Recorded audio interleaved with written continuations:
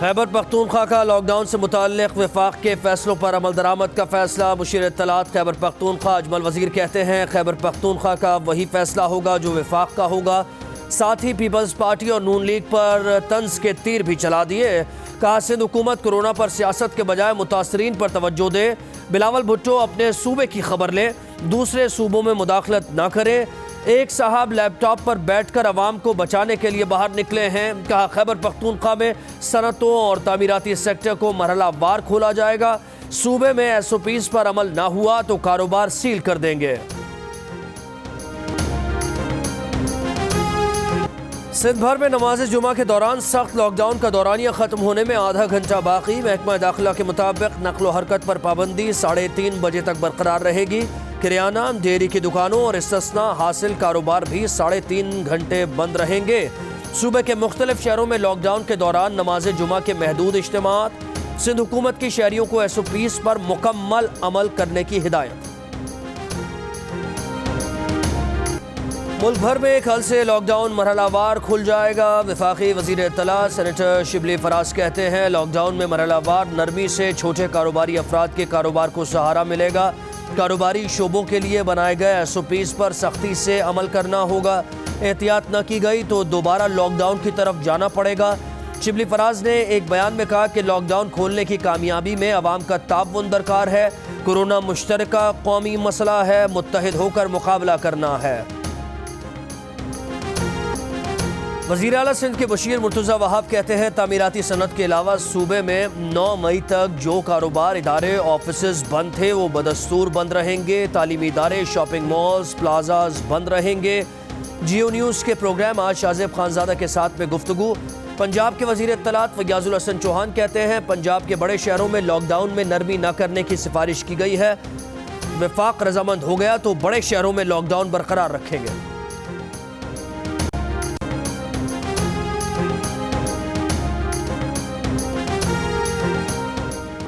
سندھ کے تاجروں کا کل سے کاروبار کھولنے کا اعلان۔ سندھ تاجر اتحاد کے چیئرمین جمیل پراچا کہتے ہیں تاجر اب رکنے کو تیار نہیں، آج آخری بار سندھ حکومت سے ملاقات کریں گے۔ جیو نیوز کے پروگرام آج شاہزیب خانزادہ کے ساتھ میں گفتگو کرتے ہوئے جمیل پراچا نے کہا کہ رمضان کے آخری 10-12 دنوں میں بڑے شاپنگ مالز بھی کھلوا دینے چاہیے۔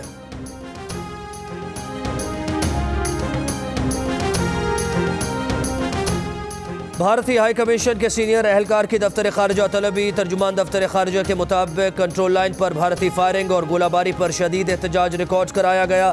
سفارتکار کو بتایا گیا کہ بھارتی افواج ایل او سی پر تسلسل سے شہری آبادی کو بھاری اسلحے سے نشانہ بنا رہے ہیں۔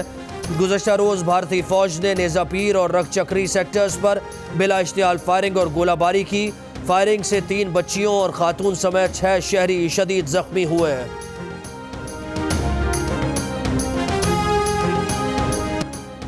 چین کا خصوصی طیارہ طبی سامان لے کر پاکستان پہنچ گیا۔ سامان میں ماسک، تھرمامیٹر، حفاظتی لباس اور کٹس شامل۔ ایئرپورٹ ذرائع کے مطابق سامان کو اتارنے سے پہلے اس پر اسپرے کیا گیا۔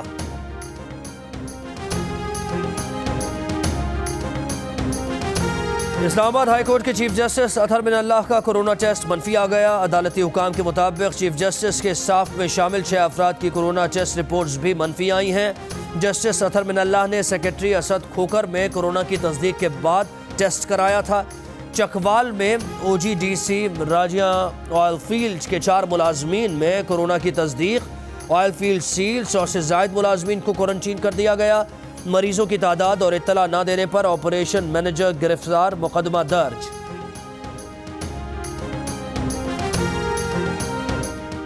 ملک میں ایک ہی دن میں کورونا کے 1764 نئے مریض سامنے آ گئے۔ 24 گھنٹوں کے دوران مزید 35 افراد جاں بحق۔ اموات کی کل تعداد 594 ہو گئی۔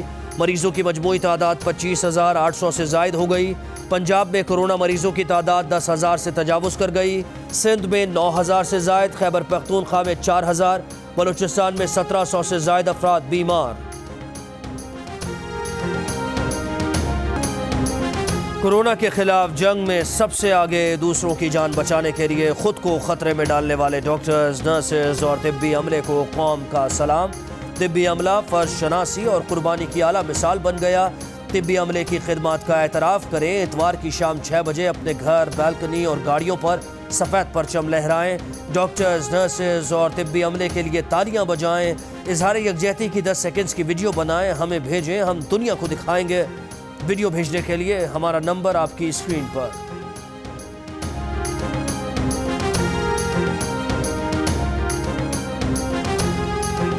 اپوزیشن کی ریکویزیشن پر چیئرمین سینٹ نے سینٹ کا اجلاس 12 مئی کو دن 11 بجے طلب کر لیا. اعلامیہ جاری.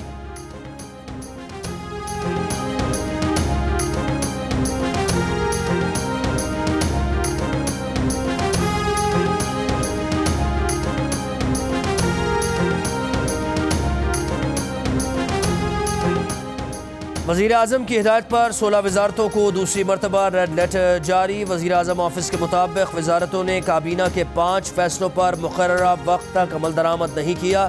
وزارتوں کو مقررہ وقت میں خالی اسامیوں کا data F P S C کو بھجوانا تھا.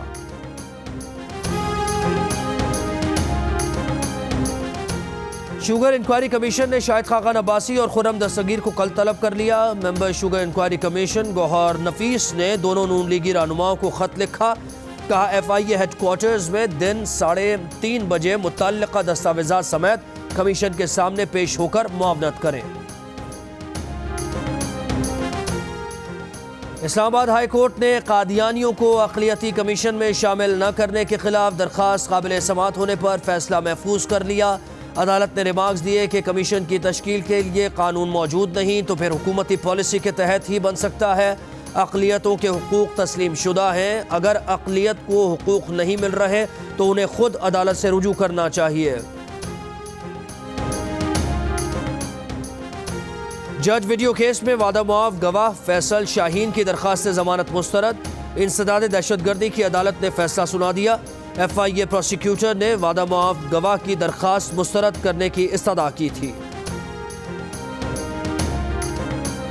اور کرونا وائرس اور تیل کی عالمی قیمتوں میں کمی نے خلیجی ممالک کو بڑے معاشی بحران میں دھکیل دیا. ملازمتوں سے محرومی اور مستقبل غیر یقینی ہونے کی وجہ سے لاکھوں غیر ملکی ملازمین نے وطن واپسی کی تیاری شروع کر دی. متحدہ عرب امارات میں 60,000 پاکستانی ملازمین نے وطن واپسی کے لیے رجسٹر کرا لیا. ماہرین کا کہنا ہے کہ آئندہ چند ہفتوں میں بھارت، بنگلہ دیش، مصر اور افریقی ممالک سے تعلق رکھنے والے لاکھوں ملازمین اپنے ملکوں کو لوٹ جائیں گے.